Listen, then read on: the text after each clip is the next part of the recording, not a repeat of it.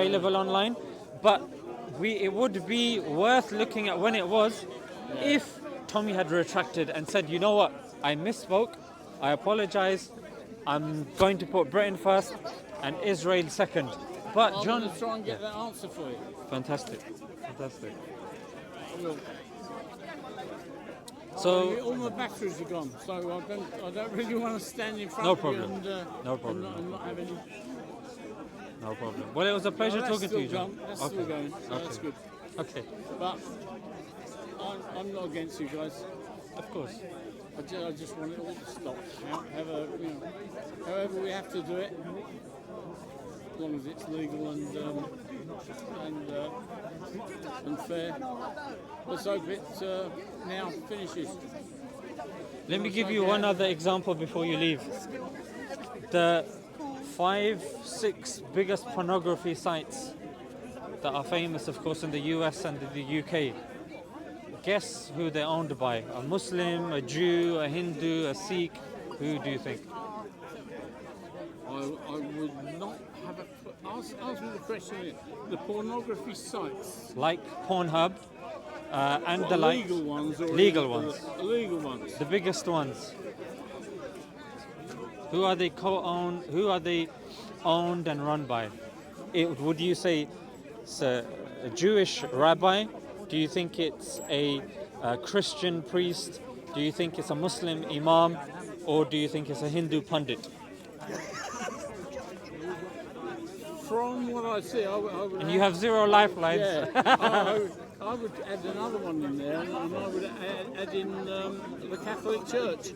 Yeah. Because they're, as far as I'm concerned, they're Who do you think? the biggest bunch of paedophiles. Yeah. Well, I'm going to say the Catholic Church.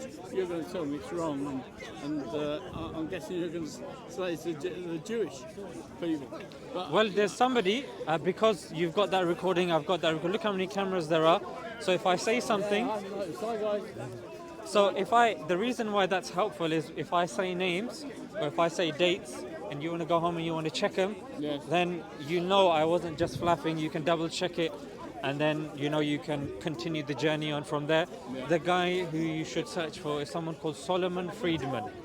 Solomon Friedman Okay. is somebody who co-runs Mind Geek, which is the umbrella term for like a bunch. There's like over 15 biggest pornography sites, and he is a trained rabbi.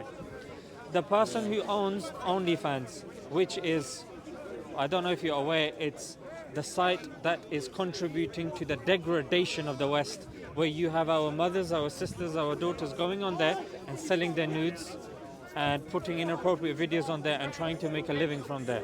Question: are those sites illegal? They're legal. So No, but here's the thing. can't say too much, really, can we? I'm not. About I'm leaving the conclusion to you, John. Yeah. I'm just telling you that this is on the back of you saying that, you know what, I don't have an issue with you guys, referring to the Muslims. And reason why Well, I'm I saying... do have some issues with you guys. Well, it's definitely worth... you should... Now's the best time. No, I had issues with Everyone. well, Yeah. with both sides. Yeah. And not only both sides, some of the other sides as well. But just to finish one the that's point... coming in on the side. But just to finish the point, the OnlyFans is also owned by somebody who identifies as Jewish as well. So point that I'm trying to say is, a Muslim, it's against our faith to produce content like that, to consume content like that, to watch content like that. Even when it comes to gambling, alcohol and stuff like that, that is not stuff that we like to spread within society to contribute to its degradation. But now you're moving me on to the grooming gangs now, and to ask why does it seem to be okay for Muslims to be involved in grooming gangs, and also for certain Muslims to be marrying children at 9 years old and having sex with them shortly after. Why is that?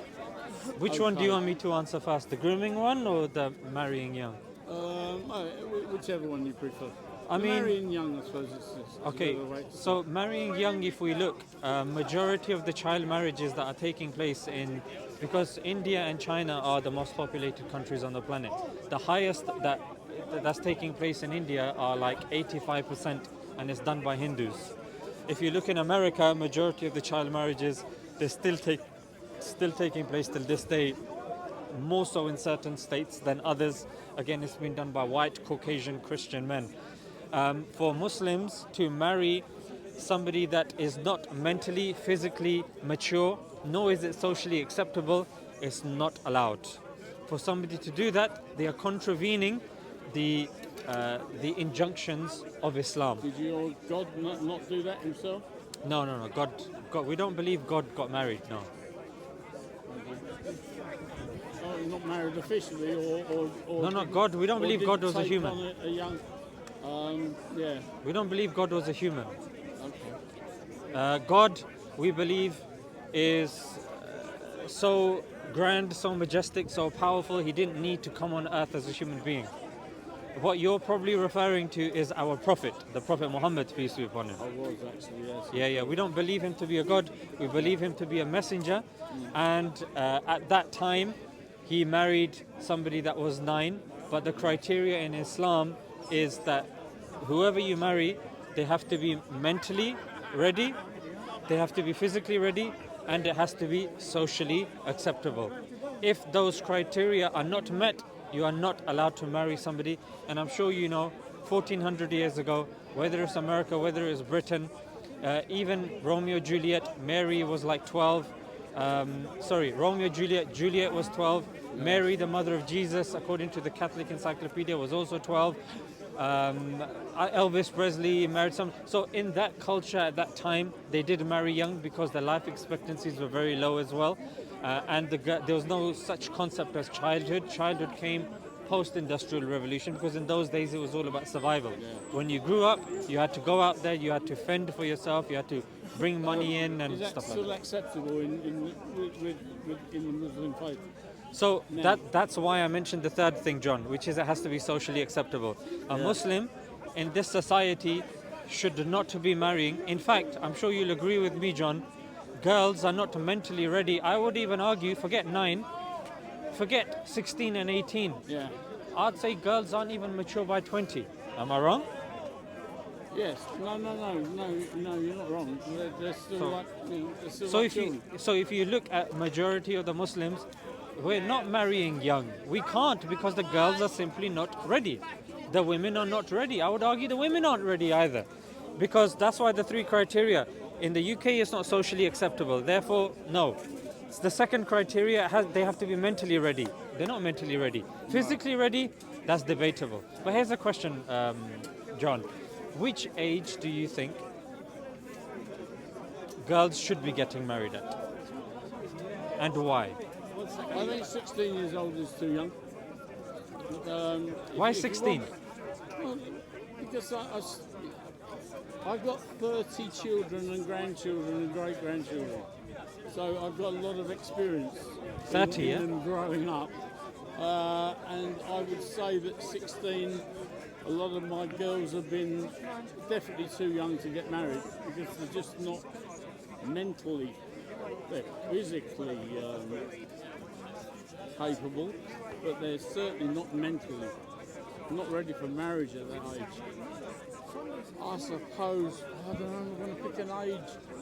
18, they are starting to... Why 18?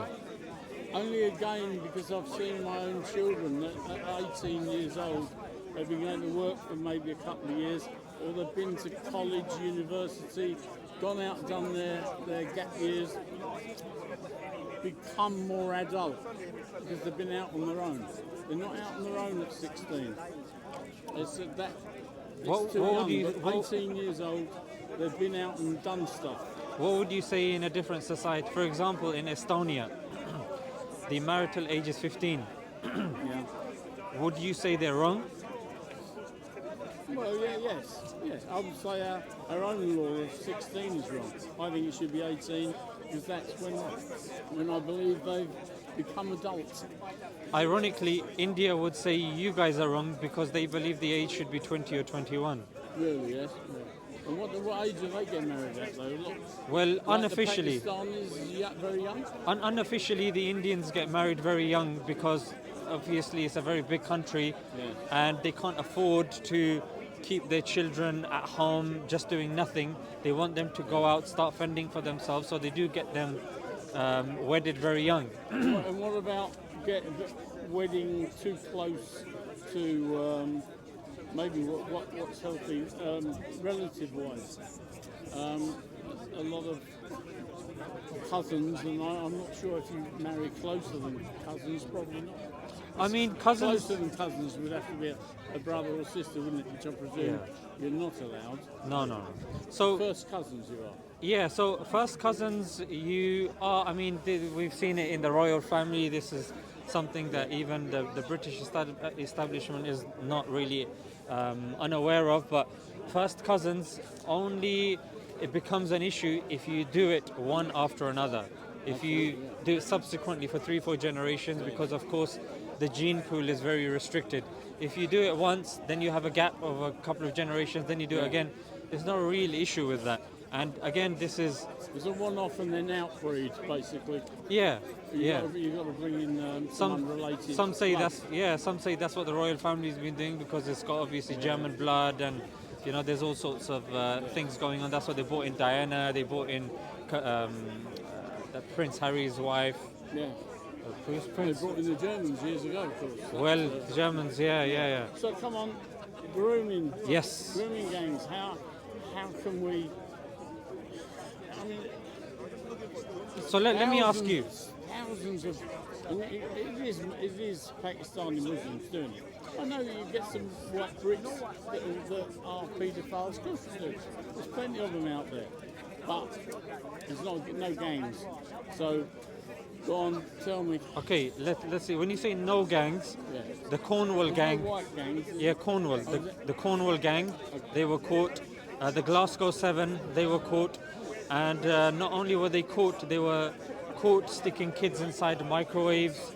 They were stuck filming, giving cameras to kids, filming the abuse of other kids, blackmailing them and abusing them whilst others were watching. It's stuff that I just don't want to get into. They're called the Glasgow 7. It was in Sky News. The Cornwall gang, absolute disgusting, abhorrent people. To such a degree, John, the Home Office actually looked into it.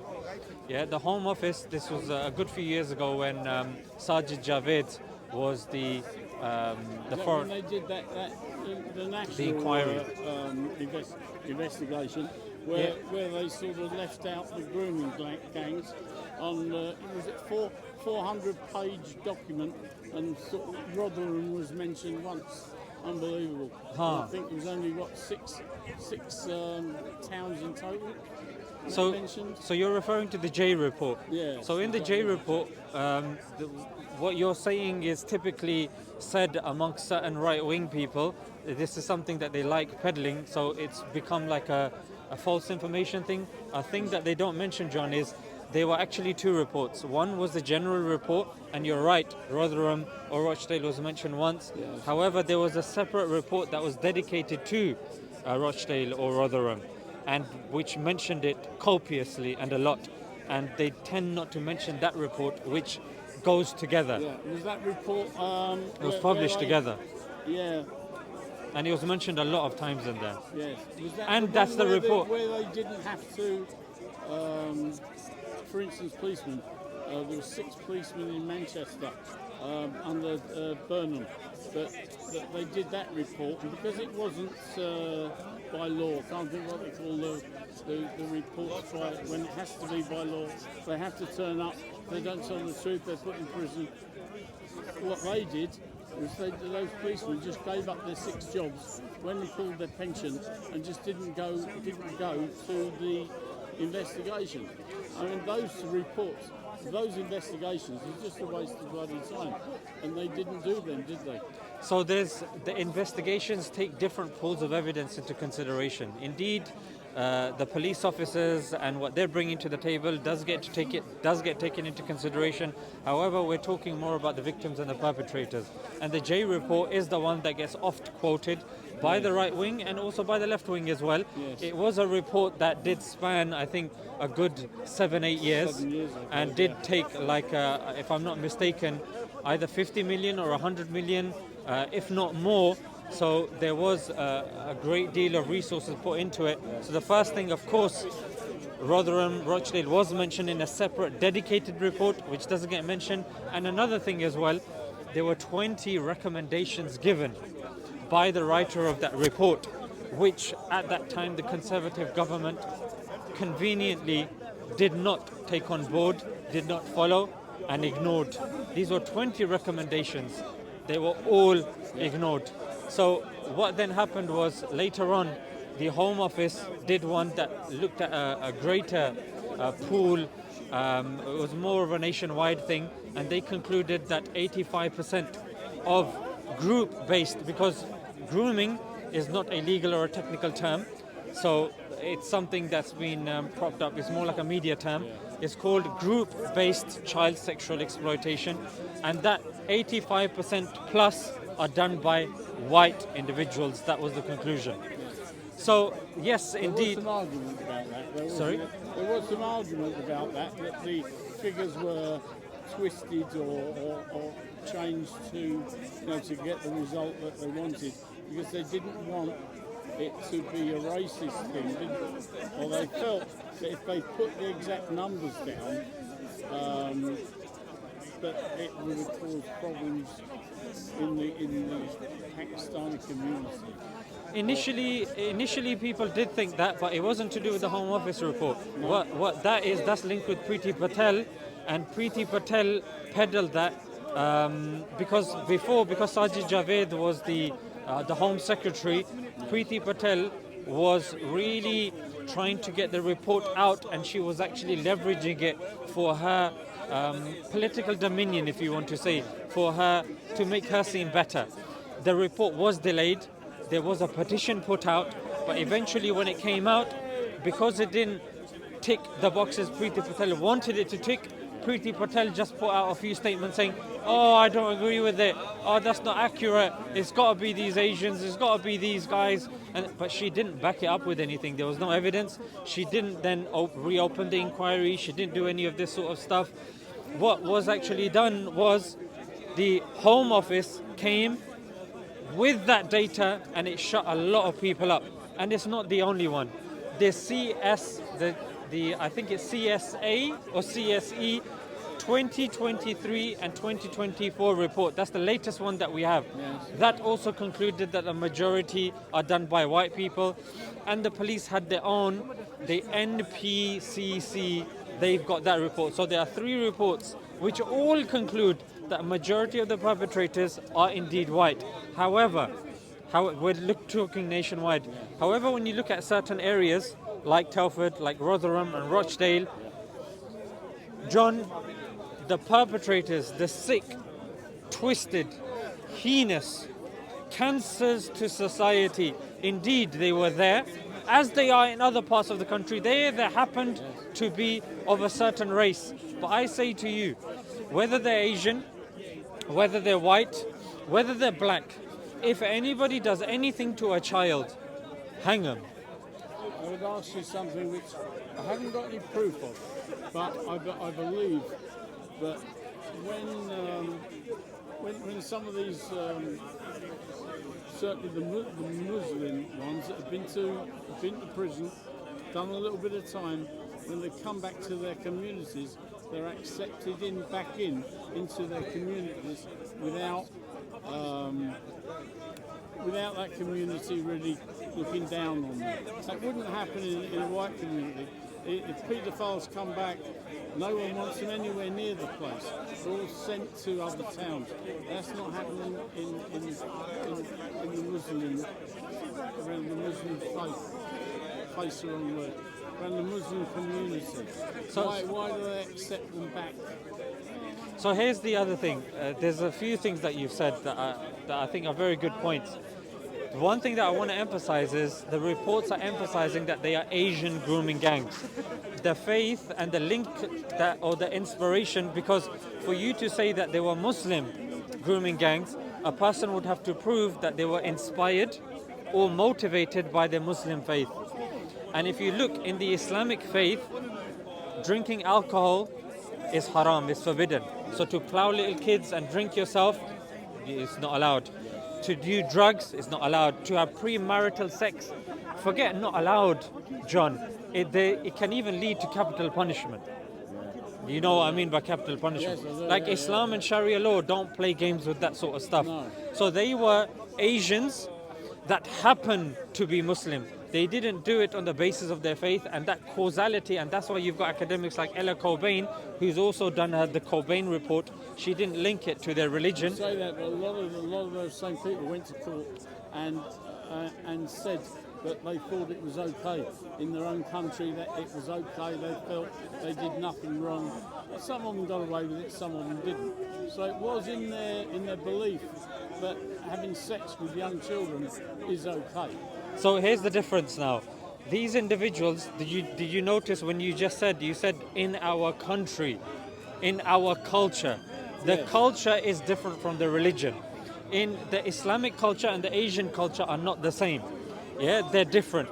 One is based upon country and human values. The other is based upon godly values. They are distinctive.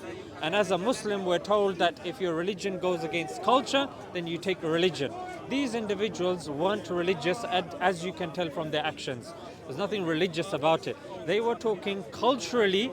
If they were to go and speak to an Asian woman, the Asian woman, there's more politics there. Oh, I'm not allowed to come out late. Oh, my dad's going to come. I'm not allowed to go out at this time and this. They were saying culturally we were able to cajole the white women more so than the Asian women. Those were what majority of the statements were saying. It wasn't to do with the religion. No one can say that Islam allows it because there are clear, explicit verses from the Quran, sayings of the Prophet that clearly, unequivocally do not allow that. Yeah, it's not allowed at all. But what's interesting here is, because you mentioned a few very good points. You said being ostracized from your community. Yes. Now here's the thing. When it comes to because the first time in Britain this was bought, the whole grooming scandal came out in the media is in 2011. Yeah, in 2011 it was a 4-page spread in the Times newspaper. That was the first time. That was 2010-11, wasn't it? 2011, yes. Yeah. That was the first time. It was by Norfolk. Yeah, Norfolk was the guy who did the 4-page spread. So then that same year, Nazir Afzal, the chief prosecutor, was put forward by Keir Starmer, and there were some cases of grooming that were closed. You were right, because towards the beginning there was a bit of foul play taking place. However, in 2012, Nazir Afzal opened up the many grooming cases and put hundreds, if not thousands, behind bars to such a degree that from Rochdale, from Rotherham. This was in 2012, and I don't know if you've seen now.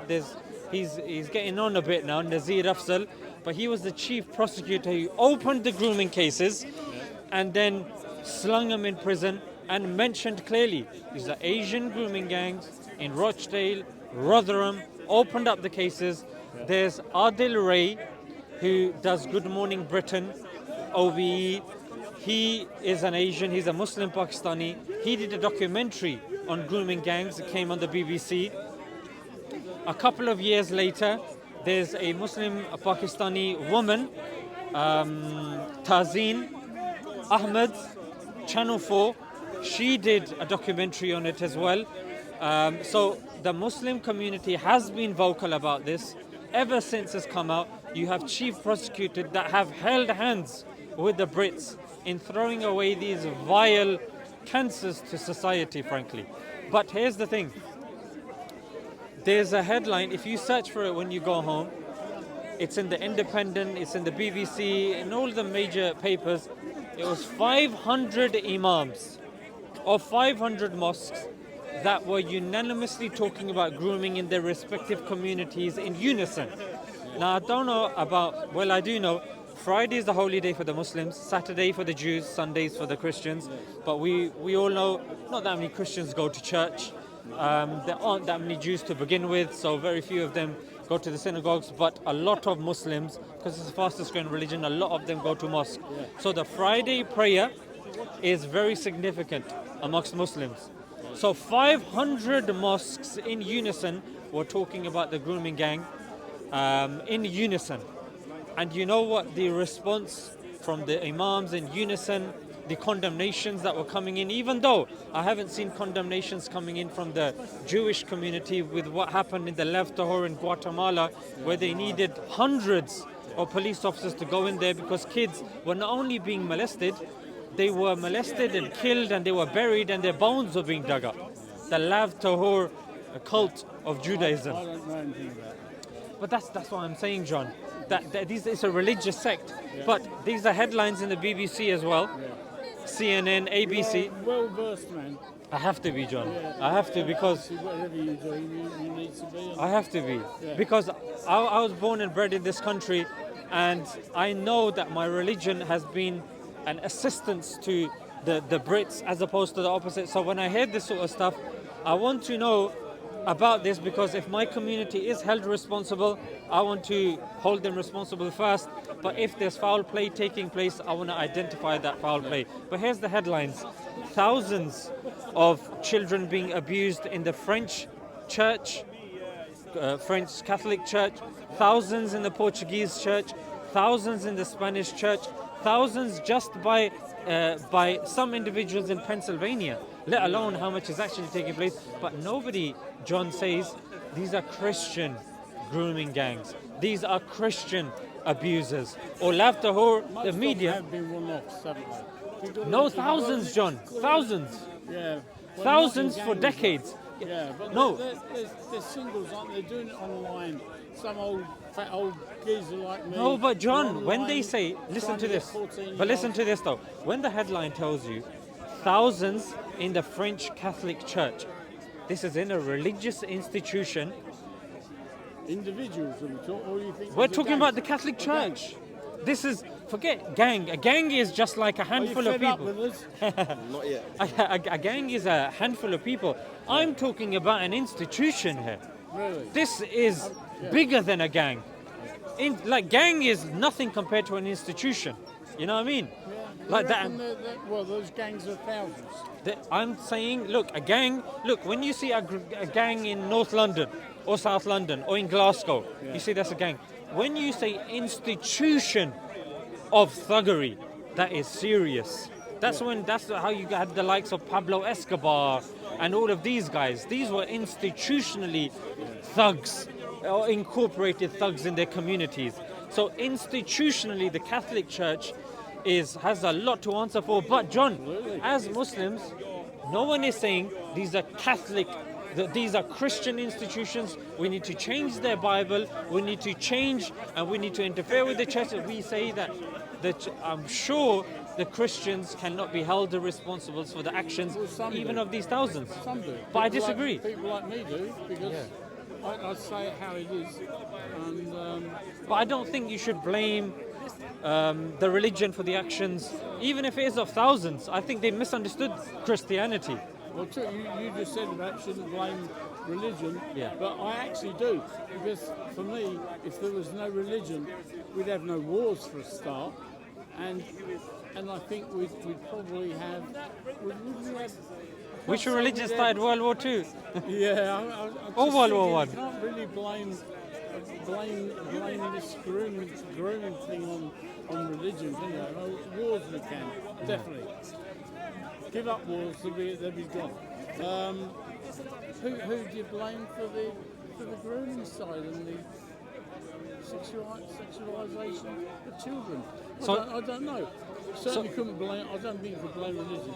So living in the society that we're living in, which is an individualistic, capitalistic society that says that we need to take individual responsibility for everything to such a degree that even family values are being curtailed and disintegrated, I would say it's up to the individual. The individual should be held responsible, should be tried in the court. If held guilty, they should be slung in prison. Caitlin Spencer was a victim of grooming. She says herself, I saw girls that were non-white that were being abused, and I saw perpetrators that were white that were being done. And you know what she said? She said, I don't think you should be blaming only the Asians on this. And you know what she was said? She was called a traitor to her race. She'd written a book, Caitlin Spencer. She was due to speak in the House of Lords. They told her before she went on, blame the Muslims. And then when she went on social media afterwards saying, I don't agree with this, the patriots or the right wing, they went on her like a tsunami and saying, you are a disgrace to your race, throw your kids in the English Channel, they should be removed, you are a disgrace. Why? Because they said you are taking away from our cause. But John, surely our cause should be against child sexual exploitation, whether white, brown, pink, blue, whatever your color is, whatever your religion is. I say if you're convicted, hang them, no exceptions. You cannot be fiddling with kids. I'm sorry. All right, no, I'll agree with that, but what I do think is that your communities accept those perverts back into the community too easily. And you know, no, but remember, John, you said the proof is you don't. that there's loads of them, back as taxi drivers, back as delivering food, around town, which is what a lot of them are doing in the first place. But here's with the girls moving them around. But they're back there doing it again. I'm not saying they're messing around with children, but they're back there in the community, being accepted. In my community, that wouldn't be the case. They are ostracised and sent everywhere else, but they're not in our communities. I disagree, because the principle of these communities is that you get put on a register, you get brought back, and you do get integrated within society. In fact, there's a case that came out in the BBC. There was a group of white Satanists. They have an online ring in which they get kids to commit suicide, to take their own lives, to kill their cats, to kill their pets, to harm their parents, and to have illicit relations with each other. And one guy was convicted, I forget his name, and you guess how many years he got in prison? No, take a guess. 6. Yeah. 6. You get 9 if you go to central London and you deface the Winston Churchill statue. You get at least 9 years if you call a police dog a rat. Well, there you go. This is sickening. And what was 6 years in prison, going and playing your Xbox, getting a 3-course meal, a nice mattress, and central heating? This is not the way you deal with it. And he's out. He's out. Like, how is this even possible?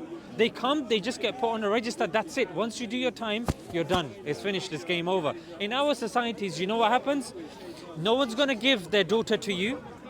Your friends are careful. I know in communities, these people do not get welcomed back.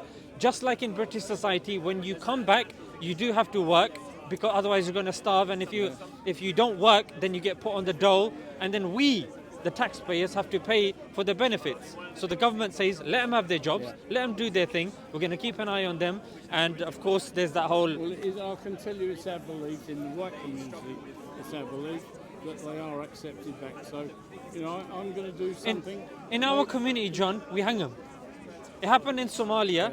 Child sexual abusers, they were hanged. They were beaten. They were killed. I don't think they've got any place in society. If they've been convicted and it's been proven they're fiddling with kids, I'm sorry, the world is a better place without them. Yeah. And I think the British government needs to increase. I mean, I have a friend that works in the police, and he's saying he wants to be a prison guard now as well. And he's saying that the prisons are overrun by criminals. Yeah, so the society that we have can't even deal with what's going on now. The prison system is not doing its job. No. The police, I saw in front of my house, somebody was breaking into a car. I called the police. Yeah, so what color pants is he wearing? I don't know, blue. How tall is he? I don't know. He's got good height, good genes. Can you come? No. We need more information here and this and that. The guy did his thing. He was long gone. He'd probably reached Mexico, and the police came thereafter and said, okay, what was the description? I said, I gave the description to Margaret. Well, I'm sorry, don't be rude, please. Can we get a This police, I mean, what's going on here, John? Like, we need to take these things seriously. Right, I'll give an example. Have you heard of auditing? Auditing, yeah. Auditing, well, that's what I do as well. I do some auditing.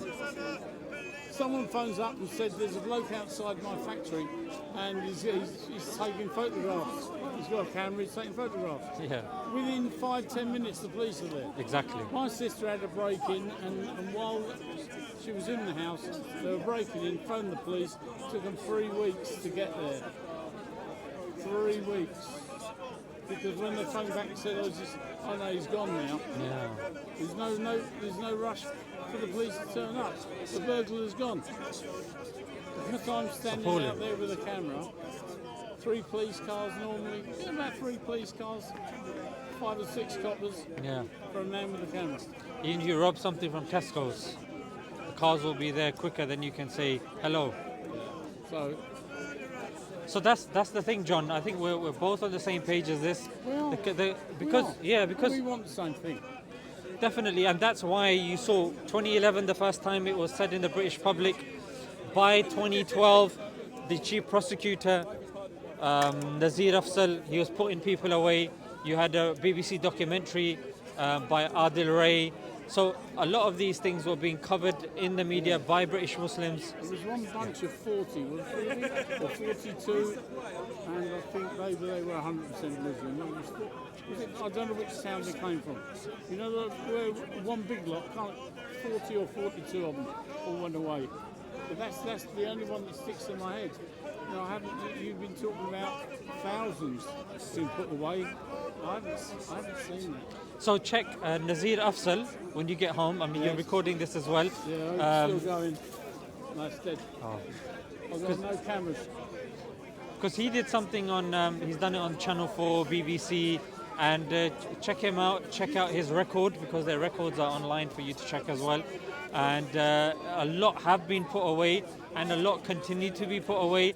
But the thing is, the 20 recommendations that were not followed by the Conservative Party, and then now suddenly because of Elon Musk it's been brought up again. Yeah. When I think any time, any society, whether Jewish, Christian, Muslim, whenever they do it. And there's another thing, John, to mention as well, that people assume just because someone's brown, they're a Muslim. You can film from here if you want.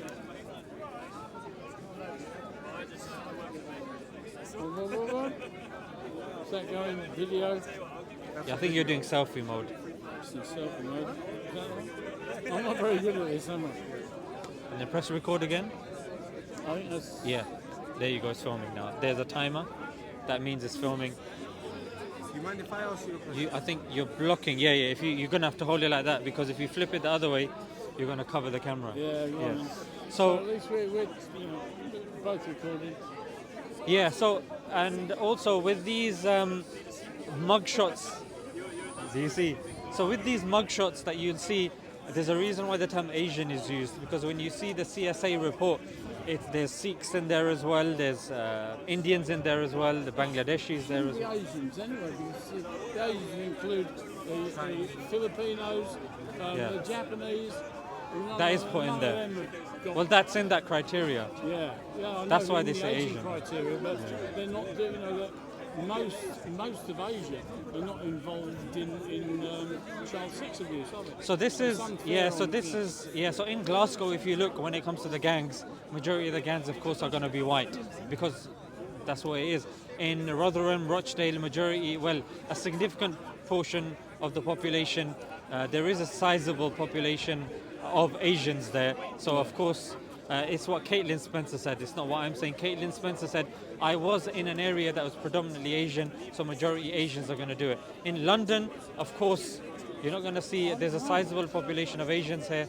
It's not happening over here. See sizable population. Anyway, Yeah, so when people say, firstly, it's Asians, no, it's sickos that have justified it in any sick and twisted way that they have. Like, there'll be white people that will justify it and say, hey, you only live once, or it is what it is, I'm going through what I'm going through, I should be able to do what I want. It's sick. About brown people, you're not brown, are you?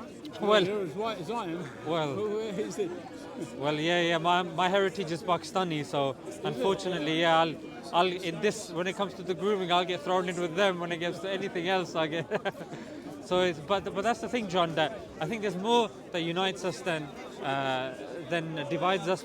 And I'm glad that you asked these questions, and hopefully it will be of benefit to the viewers at home. I hope it was of benefit to you as well. And I hope whoever cuts it doesn't, puts in the bits that maybe are not comfortable. Because the one thing I do hate is like mainstream media, when they put something out and they just cut out the important bits. Yeah. As far as I'm concerned. Well, I think the way I do it, I mean that one, the big one there, that's my one, so that we put the whole thing up. Where do you? I mean, mine's on YouTube. Mine's on YouTube as well. Yeah. So last week I spoke to another gentleman about grooming as well. People want to hear what people have to say about this, because normally social media puts you in an echo chamber. If you like certain videos, if you watch certain videos, the algorithm gives you more of those videos because they want you to remain on their platform more often and for a greater duration of time. So Speaker's Corner, I think, is good for us to get out of our echo chamber, put those uncomfortable questions like you've said forward, and see what the other person's saying, if it's logical, if it makes sense, if the person is bringing evidence forth, then we accept their claim, no matter how uncomfortable it may be. If they aren't bringing evidence, if they're umming and erring, and if they, if they're not hitting the mark, then they should be grilled, to be honest. Because, I mean, our kids, they are kids, for God's sake, and they should feel safe. No matter what the situation, no matter how people want to justify their lifestyle. Because another question, another point that gets brought forward is these are very economically deprived areas. So you have people that, but rather than talking about that, people want to hijack the issue and make it about certain race and certain religion. However, even the J report, the woman that wrote the J report, she said, I also, in her recommendations and in her kind of thing, and Ella Cobain has said this, Caitlin Spencer said it, to relegate the abuser and the person being abused to a certain race or religion is dangerous. Reason being, there are people being abused of various faiths, various skin colors. There are people doing the abusing of various faiths, various skin colors, and when you relegate it to certain skin color, certain faiths, what you're doing is you're taking away from those victims and those perpetrators that are doing it, that are now given a freedom pass to just go past. Because some of the girls, they weren't all white. So you have to think to yourself, well, why would they go for call them brown face? Yeah. Reason being, all I can think of is that those girls were acting like white girls, maybe. So they weren't covering up, maybe skirts too short. Thing is, John, you can say that. I can't say that. No. If I say it, I'll be seen as someone justifying it. Well, no, I'm certainly not justifying. I know you're not. I know. But I'm trying to think of why would they be going for their own, if you like, and that's the only reason. It's because they're sick and twisted. They're sick and twisted, John. Because they are anyway. And you see the amount of cameras here. I don't care. If someone's done that, they've been convicted. I'm sorry, that's sick. You have to sort yourself out. Frankly, if you were in a country that was much and had greater punishments, I would be all for that. Yeah. This is how can someone do something like that? And if someone does, how can they be allowed to roam the streets? Hang them, or better still, chop their nuts and chop their parts off. Yeah. That's got to be worse than being hung. Chop them off, stick them in a pickle jar, and give them and tell them to take it home and show it to their family. Yeah. It is what it is. I think we're nearly done, I don't think we've got much else to say. And I don't think we've disagreed with too much. So John, like I said, I think it was definitely enlightening. It's good to deal with these uncomfortable questions. If you do ever have any more questions, I'm normally at Speaker's Corner, Yeah. I'll and be here again. yeah, fantastic. I've enjoyed myself today. Thank you. Take it easy, John. And you, tell me your name again. Zishan. Did I tell you I've got dementia? So You did, a yeah. lot of it, I can't. I'll give you my surname. My surname is Ali. That's easier I'll to remember. Yeah, I'll Ali. remember Ali. Yeah. Okay, I'm going to go and put some batteries back in all Yeah. my cameras now. Yeah. The problem is that I've been standing too long and my feet are rooted to the ground. There's that. I've seen certain people have that chair that it looks like a stick, but yeah. then when you put it down, it doubles down into a chair. Oh, I know what you mean, yes. Yeah, I've seen those. Maybe that might help. It might. I'm going to walk off very slowly, otherwise I'm going to fall over. Take it easy, John. Nice to meet you guys, and thank you very much, photographers. Take it easy. Don't edit it too much, right? Yeah. They're good when it comes to this stuff. They put the whole thing up. Thanks. The better on that there is no Allah. And they live whatever life they want. But if they die, there is a judgment day. So it's one life is a win-win, you know. Alhamdulillah. And it's hidayah from Allah, isn't it? Hidayah for you, hidayah for me. It's like guidance. Yeah. Allah guides it. Is there any more of me? My one. Yeah, where's our one? It's here. It's here, yeah? And the Sunnah of the Prophet. So that's what we have to do every day. And that's for you, that's for me, that's for everyone. That's for everyone, all the same.